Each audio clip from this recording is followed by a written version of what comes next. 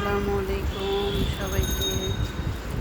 20 আগস্টের ভাত খাচ্ছি সন্ধ্যে 7টায়। ঘুমায় পড়ছিলাম। এটা হচ্ছে কালকের বাসি তরকারি।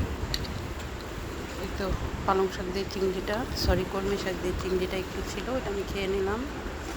এখন নেব ডুমুর দিয়ে ট্যাংরা মাছ।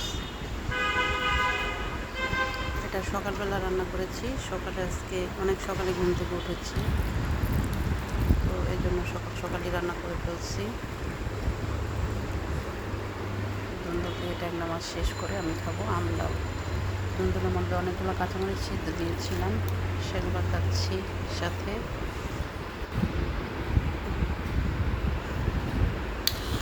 ধুন্দুলের মাছটা অনেক মজা, ট্যাংরা মাছটা।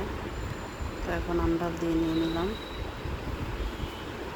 ওর মরিচগুলো ঝাল লাগতেছে না, তাই একটু কাঁচামরিচ নিলাম সাথে।